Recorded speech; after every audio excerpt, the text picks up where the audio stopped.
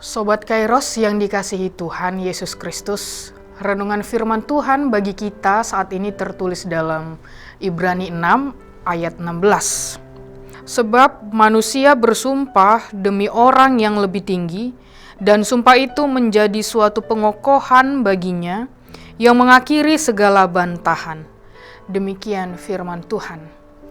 Sobat Kairos yang dikasihi Tuhan, sudah tidak asing lagi buat kita dengan kata bersumpah. Dan saya yakin kita pernah mendengar misalnya ketika ada pelantikan pejabat di dalam pemerintahan, contohnya saat pelantikan presiden, gubernur, bupati, anggota DPR dan lain sebagainya. Dan di setiap pelantikan tersebut ada namanya sumpah jabatan. Bahkan tidak hanya di situ. Pada saat sidang pengadilan, kita juga akan melihat adanya ritual bersumpah di dalam persidangan tersebut. Namun, ada yang berbeda yang bisa kita lihat di dalam setiap acara yang sudah saya sebutkan tadi. Perbedaannya di mana? Apabila orang tersebut beragama Kristen, tidak memakai istilah bersumpah, tetapi berjanji dengan mengatakan misalnya saya berjanji. Mengapa? Sobat Kairos yang dikasihi Tuhan Yesus, sangat jelas di dalam Matius 5 ayat 33 sampai 36 dan di Yakobus 5 ayat 12, Yesus memberikan perintah kepada umatnya untuk tidak bersumpah. Ini juga merupakan sebuah larangan karena semuanya hanya milik Tuhan. Bersumpah sendiri dianggap suci yang ditujukan kepada Tuhan, karena jika seseorang berani berkata sumpah, maka harus digenapi. Namun seringkali ucapan disertai kata sumpah merupakan suatu kebohongan karena tidak memiliki niat untuk menggenapi sumpah yang diucapkan. Itulah manusia.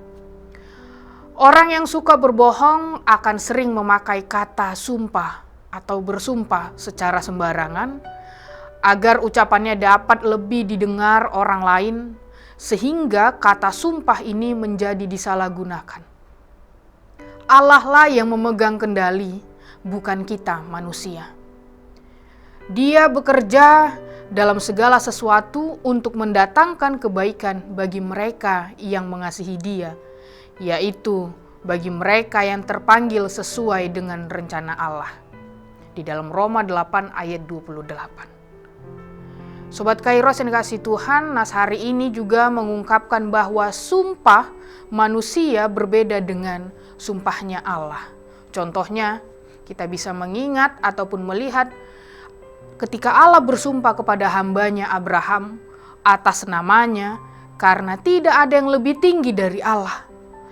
Berbeda dengan manusia, bersumpah atas nama Allah atau atas dirinya sendiri, atau atas orang lain dan lain sebagainya yang lebih tinggi darinya. Untuk membuat seseorang percaya akan apa yang diucapkan, dan sumpah itu menjadi suatu pengokohan bagi manusia yang mengakhiri segala bantahan.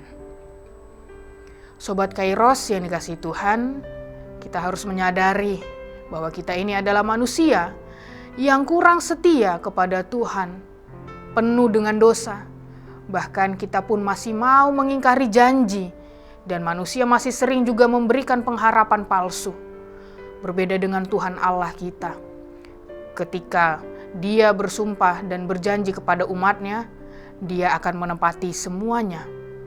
Allah dan manusia ini bisa dikatakan PHP. Tetapi PHP-nya Allah dan PHP-nya manusia ini berbeda. Kalau Allah adalah PHP, pemberi harapan pasti, manusia PHP, pemberi harapan palsu. Sobat Kairos yang terkasih dalam Kristus. Untuk itu, marilah kita bersama belajar dalam setiap perilaku, perkataan kita yang kita ucapkan.